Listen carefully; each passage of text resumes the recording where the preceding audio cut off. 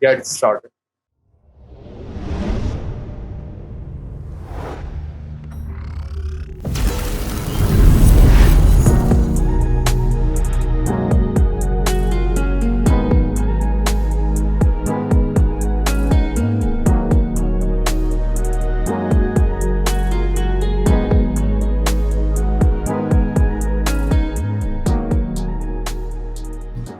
So, Ramit, tell us about your background and how you got started in the field of brain-computer interface.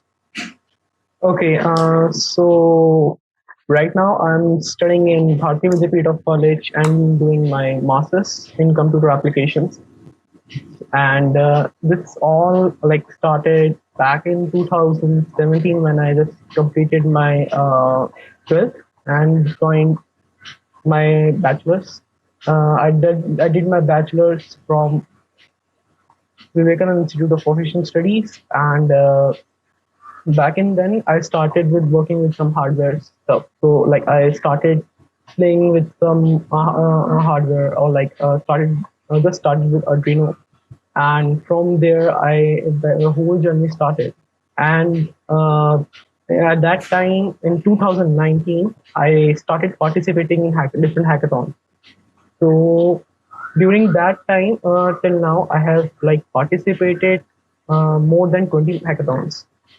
So yeah, that was like a great experience. And like in participating in different hackathons, there was like more of networking, more of like ideation and different kind of stuff. So I through this with this journey I like get into this whole making different kind of stuff that I make, like innovative stuff.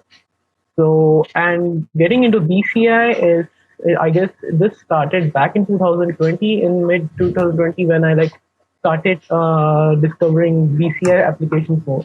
I in the internet, in the LinkedIn, I started founding some different projects that were like very interesting. And I started with one of my projects, which I was inspired from MIT's one MIT project that I guess you have heard of, that alter ego project, which was like 2020 is one of the best projects in MIT. So that was like you wear it's a like wearable headset when you wear it, and so you don't open your mouth, and with just like speaking within inside your mouth, it recognizes what you are speaking, and you can directly interact with the computer. So that was the like project which like got me inspired from going into BCI. So that's how I started, and I started developing one project which was my silent speech recognition, which is like working on same principle with alter ego. So I made that and try to like replicate that technology, and from there my BCI journey has started. Yeah. So yeah. Now, what's the Google build for India, and how you were selected from among this 50 teams, and how you stand out from this 50 teams now and ended up winning this competition? Tell us about it. Okay, it was a very interesting story. So, like I have told, I have participated in so many hackathons. So I have like interest in like submitting applications, or like finding on different competitions, different like seminars. So I just apply them. So back in, I guess, like in December 2019, I guess November, I have like submitted one application for this, where we just need to submit. They were like asking for the projects that we have made, some interesting projects for build in India. We just sent an application where we just have to upload our project, or with the little description. And before that, I just want to like tell you like give a brief background of my hackathon experiences, so that it will be like interconnected. Yeah. So in 2019, I started participating in hackathons. Like from my WIPS college, my first hackathon was Hack CDS. And in that hackathon, we were in the like finalists, and we made one traffic controlling device, which like controls the like it's a device that can be installed in the car, and if someone like break rules, so that car has a sensor and GPS location, and every signal that it broke, so the speed limit that it broke, so automatic challenge can be like made. This was like the first hackathon that we made. We reached the top team, but I guess we didn't get to the finals. So this was my first hackathon, and in whole 2019 year, I've like participated in more than 15 plus hackathons. So in which one of like I have gone to one of the like best colleges such as IIT Delhi. I've participated in PTM built-in hackathon, which was held in IIT. I've visited more different colleges. Even I have participated in my college hackathon, and I won the second prize. There, I have made one the sign to speech glove that we have made. It was like a kind of a glove that uses for the sign language people, and where you like make different sign language actions, and it translates that into the sign language into like speech, and that we use our app, and that app translates that into speech. So this was our project, which using which we like won 2 3 hackathons, and from there our like a journey come to like to the Google built in India. So where there we have submitted this project, and at that time I was working on its second prototype, second version that I have submitted for my publication, and also have like one publication regarding this sign to speech glove. So I was working on that, so I submitted the application, and I guess within 2 3 weeks, I just got a reply from them that you are selected for this 2 days boot camp. So it was like 2 days Google boot camp in Google Office Gurgaon. So yeah, from there like it was started, and I guess in January, starting in January, we went there, and it was like a very great experience, like going in Google Gurgaon, and like experience things. First of all, like we were like given like I was very like fortunate that like I was got this opportunity to go there, and saw the environment where the Google people work. So yeah, and from there, like our 2 day boot camp started. And the first day, we were just like brief what is built in India. So it was just like they were selecting different teams all over the India. So at that time, this competition was like going on in Delhi, Bangalore, Hyderabad simultaneously. So different teams were like going in different branches of Google's, and like they were representing their project. Yeah. So in the first day, yeah. So actually, in these hackathons, what like a college student, in point of view of college student, what he thinks is getting into the hackathon and getting started is the more difficult part, because we don't know in college we are getting into inside the college. In the first year, we don't know what we have to do. We are like struggling to get wherever we want, get more and more. I like we know anyone, so that we can get a basic understanding of any technology or any stuff, right? So what's your words on this any person who is interested in this, and how to get into this hackathon part, right? I want to touch that. okay, so it's a very interesting question. So let me share my experience when I went to my first hackathon. Like my friends showed me that there's a hackathon going on, so like why not to join it? So I at that time didn't know what's a basically hackathon. So it's like a very common type of thinking when you say to someone what is hackathon, so they thought that something we need to something hack it, or like we do some hacking. That was like first thought with when I like got. So they told us no, it was not that. In hackathons, it's like a 24-hour like competition where you have to like build some solution to a problem. So at that time, what we did, like I just went there, and we were not like the skill very that much skilled. So we went there and just we sat down for like 2 3 hours, sitting there and seeing different people like what they are doing. So then we started brainstorming there what we can build. So they in different hackathons they give you some like topics or some like themes where accordingly you have to like build a solution. For example, in healthcare sector or something. So we got the topic for this to make something regarding like a smart city. So from there, like we searched and we got to this idea that to make a like a automatic challan system.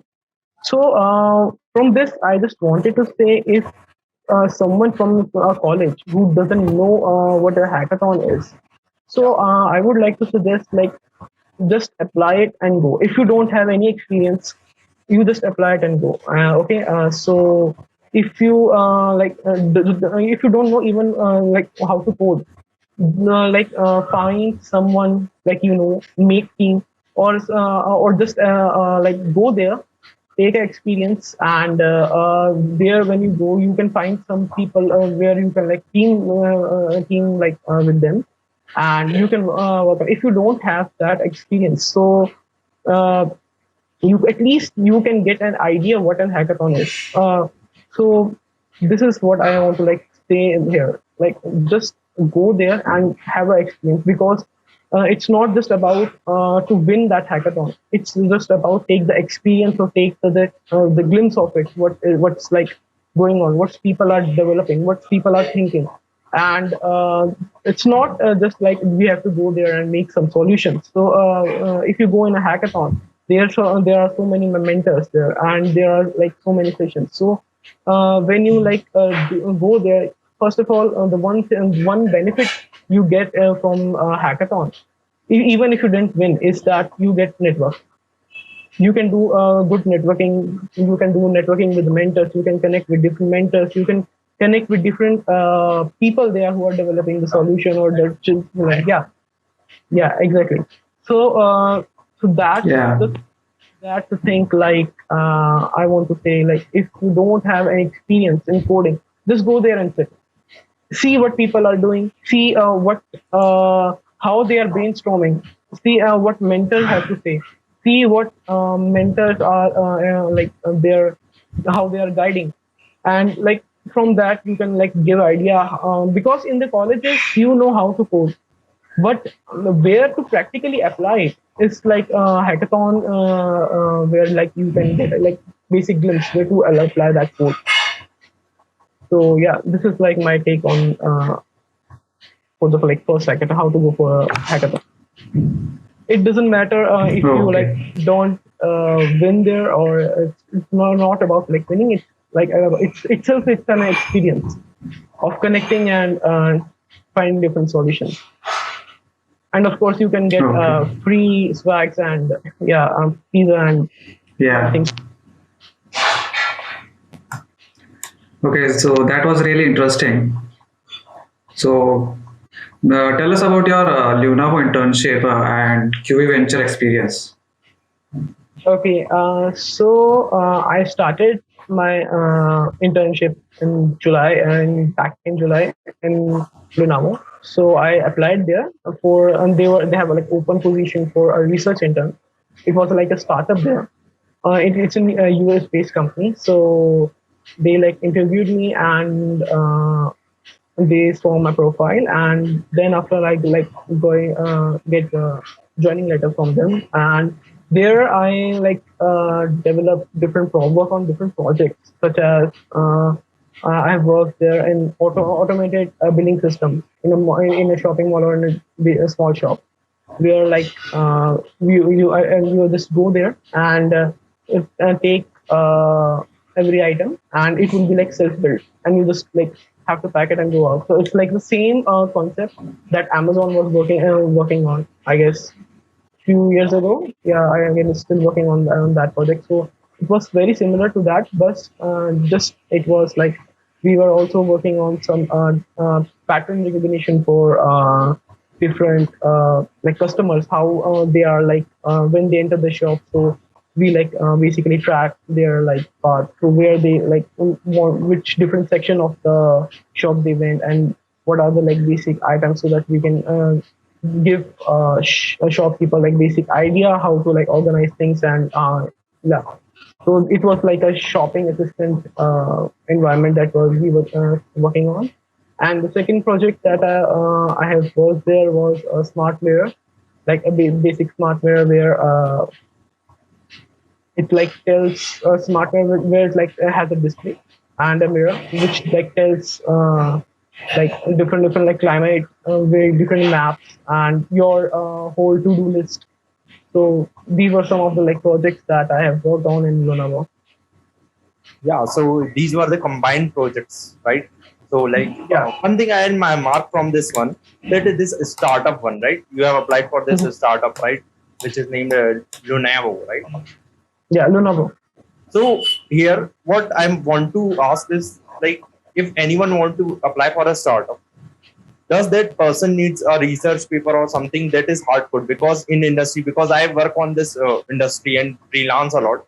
So what inside the industry, what people want is very hardcore skills, so that their system won't be affected by your nuisance, right? In when you are working in banking industry and coding for them, there is any security compliance which you have to keep in mind. So, and the same security compliance are this apply in this industry, BCI also, because this is healthcare, right? So, what are the this key things which you want before you are applying to an internship or a startup? Okay, so the first thing is to you should know where you are applying, and you should know what skills you have at that time. For example, if I am doing a web development, so I should know basic CSS and HTML and Node.js. So these are some basic stuff. If I'm working in a startup as an intern, that's a totally different thing where the employer also knows that we have the basic skills, and they give us a chance to work on different projects and learn during the time of internship. So that's what working with in an internship is. So in startup, if you are working, so basically it depends on which startup you have selected. So most of the startup that I have worked is they are working on some of different kind of technologies. They were not stick to one technology. So these startups have more tendency to working on different projects. So and also you can get a different experience, hands-on experience, different industrial projects. So if you have a very fresher at this point of time and you just want to apply, so at least you should have some basic skills on your sleeves, and then you can apply to go for an internship, even if it's in startup or even if it's it's in a company. It doesn't require such a very high profile. If you have done some basic good projects, and you have done some uh, basic app work on basic applications of those projects. So yeah, I don't think so that it would be very difficult to go for a startup or any company if you are doing an internship. Yeah. So can you one last thing? Can you mark one company like Neuralink? I will mark it for US. So any this type of company involved from India in this product based space in BCI. So can you mark one good name of company? There are so many companies. You are asking regarding BCI or which one? Regarding BCI field. Yeah. Okay. BCI, yeah. So there are, I guess, so many startups that are working right now. One is Newfini. It's an Indian startup that has developed one device that helps you in meditation and cure your depression or anxiety. So and basically they have developed a device that can cure like help in meditation or something like that. So this company, one is Brainco, and yeah, I guess there are some more companies that I am not recalling right now. So Yeah. yeah, I guess these are some companies. And if you want to apply there, so there are like so many options like where you can apply. You can apply as a data researcher, or you can apply as machine learning, or you can apply in different applications. If you are embedded engineer, you can apply for that. So there are so many like jobs open right now. And also most of the BCI companies which are developed, most of like this they are startup, or I like just they are involving in the companies. So like they are also at very initial stage, and there are so many open positions to apply here. Yeah. And also NeurotechX has also opened some such BCI jobs. They are also like working towards working on different projects, and there are so many other communities that are also working on giving basic hands-on to the BCI, such as NeuroAlberta. Yeah. Now, like, what do you presently do in NeurotechX, and what are your roles and responsibilities there? Okay.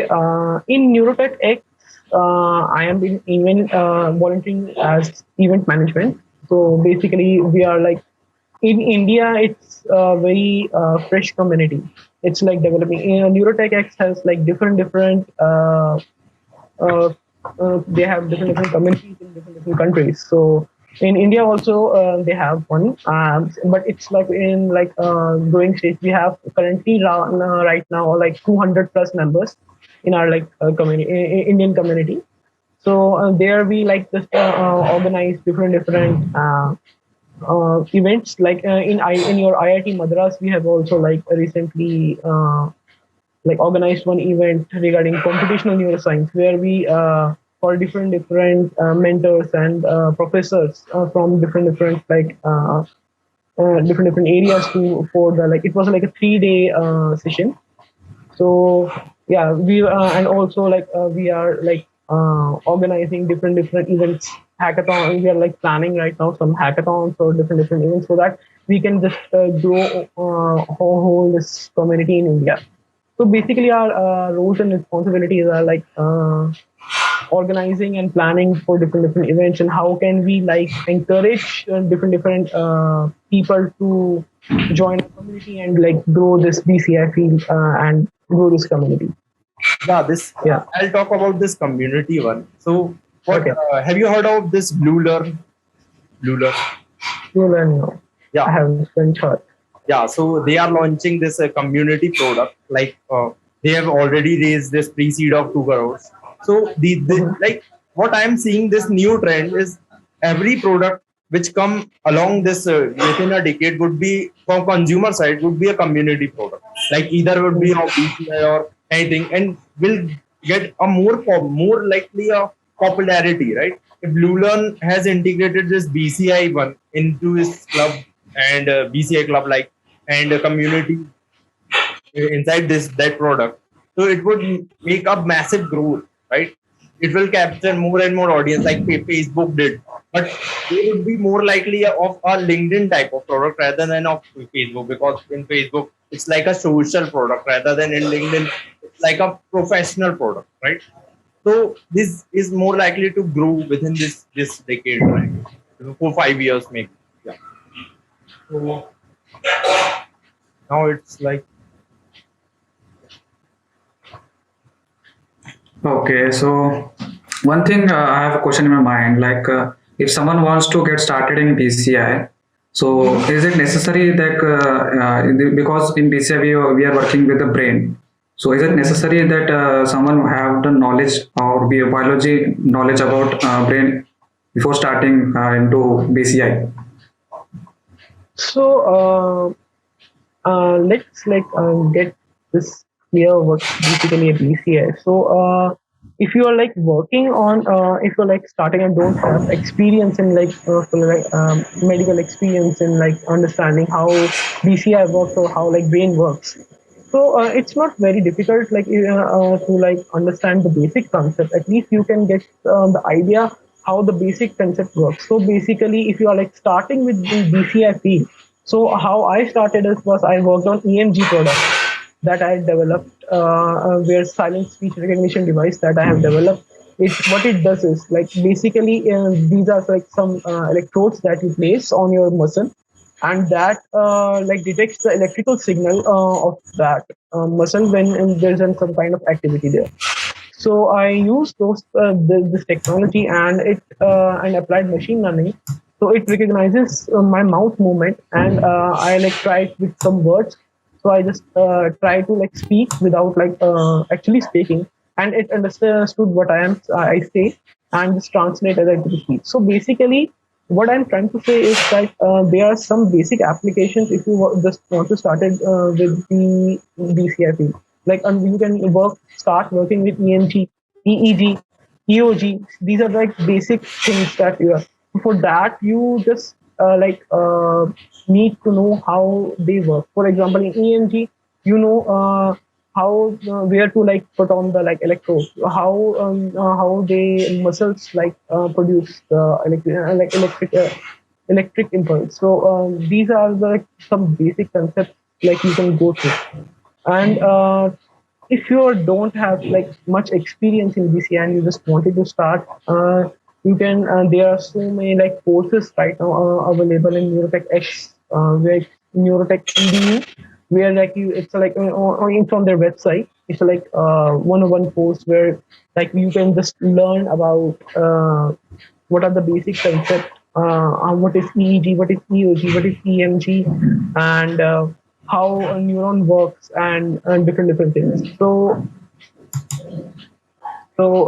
this is the like this is how like you can study there and just grab the basic concept, and you can start working on BCI applications. So if you are not very familiar with the BCI applications, and you just know if you're like different kind, because BCI is very like a big field. It's not just working with the electronics or with the electronics. If you are like a data scientist or like machine learning, if you want to go in BCI field, you can. There are so many other resources available, like different data of EEG data, EOG data, EMG data that are available in also in Neurotech's EDU. They have different resources where there are so many open source community where they have uploaded their different resources, their data. So you can like if you are like a data scientist or machine learning, you can like easily go there and get the hands-on data on them, and you can start developing different models and different applications. So like in BCI, you can like if you are like any different background from like in computer science, so like I guess it won't be like that much difficult to like enter in this field. You can like contribute using these resources, like you can contribute with your own skills. Yeah. What you are doing, you can contribute in that, because BCI is very diverse. Yeah, it's a very It's not diverse. just like Right. understanding. Yeah. Yeah. So now, like the main concern, this is the question which I have to ask this. Like, do we replace doctors with this BCI? Because like it's more likely to a person, well, which I have faced, that these psychiatrists, I want to, some psychiatrists, I want to mention it, that they are just taking money like 500 rupees, 1,000 rupees, 2,000 rupees, right? And just they are consulting for 10 minutes for the client, and they are not rectifying this issue, right? A person who is belonging from this blue collar background like I did. So like it's quite hectic to pay a, like there's 500 rupees or 1,000 rupees for a worker who earns 200 rupees per day, right? So Mhm. can we solve this problem with the BCI, right? Okay, that's an interesting question. Okay, let me take it like that. And this BCI, many companies right now, They are working on the healthcare sector. The BCI has so many applications in AR, gaming, and healthcare. So basically, if you go in healthcare sector, many companies are working on different devices which like simulate your brain activities and like help in treatment of like depression, anxiety, help in your get you better sleep, also like curing also helping to you to do meditation. So some many companies like are working on this, and I would like to say that these companies are like at very initial stage. Also, like we haven't like achieved that level of uh, good quality. I don't know. I won't say like good quality. I mean like these technologies are right now at very like initial stage. So like Yeah. we are just these companies are like working on it, like how to do it, because there are lots of testing to do. There are a lot of like working on like different patients, and these like devices also are very expensive to Yeah. work on. So, Yeah. like, why I'm investing a lot of time, why I'm doing too much many, well, means like a series of podcasts in this BCI domain is Mhm. because I am having this personal issue with these doctors, right? Because they are charging hectic fees and they are like taking a lot of money, not giving a lot of value. But think like a Google, right? Google has given a lot of value with this text, right? You don't have to ask anyone. You just have to Google it. So what I think within 30 years, can we make this technology uh, like uh, like a Google, right? So that Okay. we can do anything from this, right? We Mhm. can search anything. We can rectify any issue. Just we have to train the models. But can we? What do you think that can we attain this kind of quality with this tech? Yeah. In if you are talking like in like long running like 30 years, after 30 years, yeah, I guess till that time I guess we have we can like achieve that thing, because right now also these companies such as Newfany or there is one company, I forgot, one company which is like working on sleep, I guess, how to like maintain your sleep. So there are so many companies that are working. So basically they are making the wearable devices or some devices that like just help in the therapy part. So what do psychiatrists do? Psychiatrists, so many like psychiatrists also like are also like testing these devices, and also like these devices also reacts on different patient, differently on different patients. So achieving that thing that where you don't require a doctor, like it will like I guess like take time. And right now, in the initial phase, also, I guess combining these both, like if you like have a doctor and like you need a one-time consultant with the doctor, and you can like use these devices to like cure for long term. You don't have to like go with them for like different like take different sessions for different treatment. For example, if you're like suffering from depression, you want to like attain you want to like do medication and do relaxing. So there are so many like devices available right now, where they have developed a prototype of the product where you just like wear them, and they directly simulate that your brain activity, and they are like connected with the app, and they run their algorithm, and they provide different kind of music or different kind of like suggestions how to basically like rectify or like do the meditation. So yeah, we are like going towards that, but it's like very initial stage, like you are just taking the like we are like taking the baby steps from here. So yeah, I guess, but in future, I guess if this technology becomes so much advanced, which I like believe this industry will like go within like 10 to 20 years, like 20 or 15 years, this like we will achieve that of that level of the thing that we don't require different. It will become something like thermometers. Like you don't go to the doctor and say, "Doctor, please check my fever." So you just go to shop and just buy a thermometer and you just check it, and you know you have a high temperature, so you take the precautions accordingly. So I guess in future these devices will also become something like the thermometers, which you like just go and buy and just use them and just cure that thing. And like yeah. Yeah, because this field, like what I have seen is this brain, the injuries related to brain, the like infections related to brain are so expensive. It's like it takes a lot of money to cure these diseases like cancer and these. Mainly, I'll focus on this injury of this spine, right? So these are like these diseases are like too costly, but within a decade, like my vision is to like open a company and rectify this issue and bring it down. So that's why, yeah. So let's focus on our next question. Okay, so I heard a lot in somewhere or internet like some people are trying to connect BCI with Metaverse. Like instead of using VR headset, they are directly displaying Metaverse inside the brain. So how is it possible? Like, what your thought in this scenario? Okay, so right now I have also just started with this field, but I don't have, also not have that much of experience that I like tell how they are like doing this.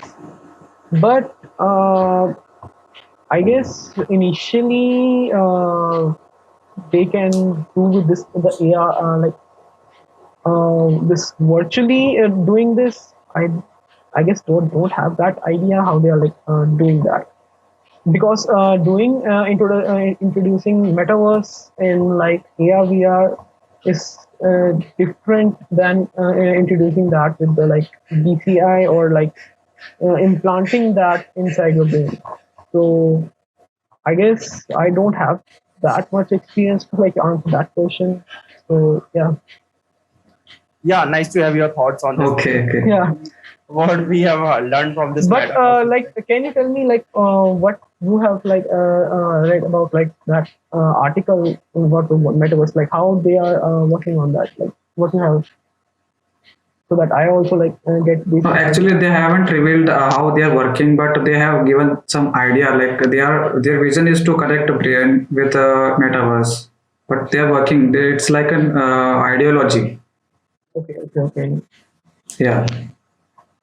So, so many things can be done with the this BCI or this neurotech field because like taking gaming into like a different level, and that can be done with the BCI, like where you can just without doing anything like just with controlling every Yeah. game with your brain. So yeah, right now I've seen so many projects like where they are working, playing different virtual games. Also, like Elon Musk has conducted that monkey playing the game, or I guess the ping pong game. I guess the Neuralink has done, Yeah. and also my friend Rakesh Jagati also like made different applications where like he's playing I guess GTA 3 I guess or GTA 4 with his brain. So basically, yeah. So we are like going towards that virtual world, and I guess maybe they can like implement somehow. And I'm also interested to see how they will like, implement the whole metaverse inside of it. Yeah. One thought I Yeah. have with this Yeah. metaverse is that someone like you have seen like people in depression, right? People, some Mhm. who's like some whose like loved ones are dead, right? And they are got Mhm. into depression. So this Mhm. cure can be done using this metaverse thing, which we can simulate a character in this metaverse because we can't simulate in real world. So we can simulate in this metaverse and like implant a chip in that person, and then simulate those types of happy moments and all those kind of things into that person, so that he would get some sort of this happiness from this, and he can cure this disease. I think so. This would be a Okay, I have some idea that how can we do this. I understood what like we can like achieve this. So what I guess possibly can be done is like if you are using EEG or using EEG or like implanting EEG like the electrodes inside your Yeah, like head. invasive one. Yeah, Yeah, yeah. So basic electronic array, which we say, which if we like implant that inside, so we can get the basic like brain simulation, like what the person is suffering from. If you like have different models of depression, so you know how that person is like suffering from like depression. So you can connect that with the AR or VR, and like just and just using those signals, that person the game decides what kind of simulation that person requires, and yeah, then accordingly it can send into like different virtual worlds or kind of different games, and that person can like like play virtual games or just like do anything in that virtual world. So like right now also like there are so many virtual games where like different people met in some different virtual environment and just they talk, and so these can be done using brain implants where the game decides using your like basically your condition, that what kind of world is best for you. So I guess this can be done using AR/VR and the AR/VR and this yeah. You are EEG. having a nice idea about this one. Yeah, this was Yeah. nice one. Yeah, one thing Yeah. my previous podcast I have done with Veronica. So what she said that the most pain point right now in BCI is this: we can't collect more data with this less electrodes, right? We want Yeah. more, so that like in what I will characterize, they have characterized this EEGs in three types, right? Non-invasive, semi-invasive, Non-invasive. right? Mhm. So the main problem right now is getting more and more data out inside from these electrodes, because in non-invasive the EEGs are outside, right? And we Yeah. can't collect the data from every point. That's where the pain point is. We can't collect it, right? But in this invasive and this technology, like what I call this she has called this waves, right? Which we have to collect it. So what do you think about what would be the main pain point here? This, Okay. So it's my opinion. Like I just also like started learning this computational neuroscience. I'm like studying it right now, and from like Coursera. So I'm doing one course. So basically, what happens is right now in non-invasive, such as here we are using MRI and fMRI or are doing EEG. So these are like we are getting the signals from the outside the brain. yeah, We are not like just inserting anything.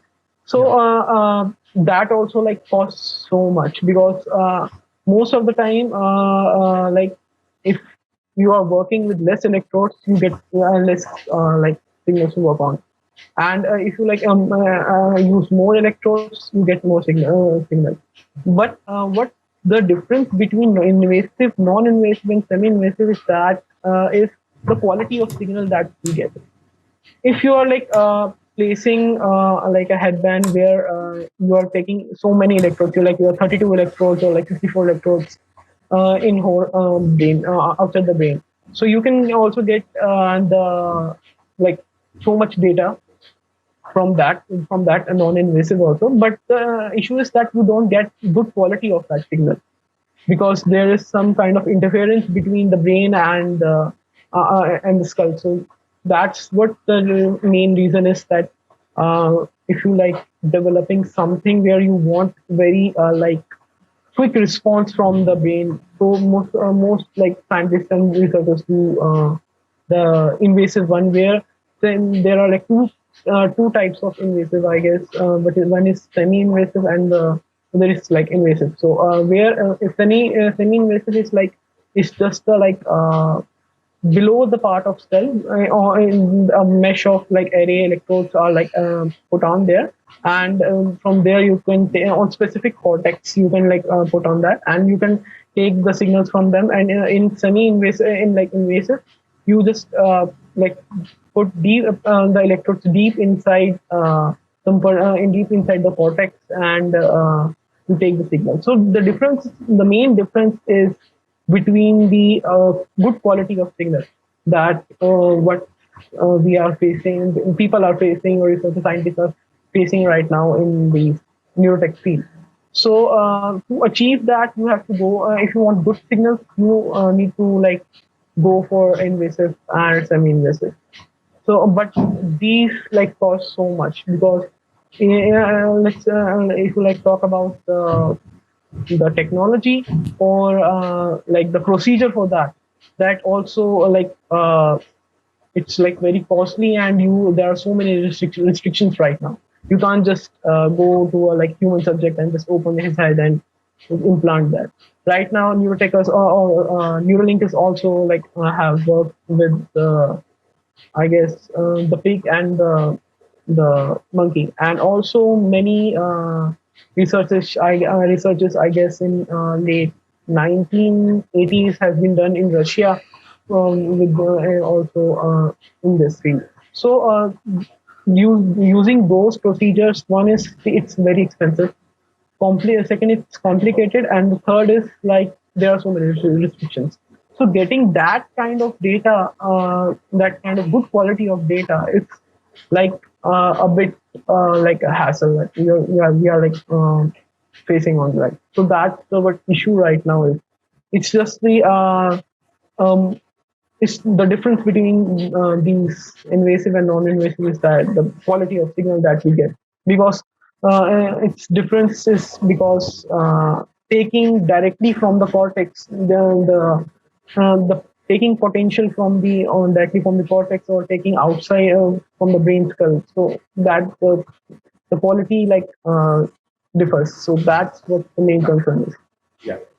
So let's wrap up the session with this. Okay. This was the last question for us. You Okay.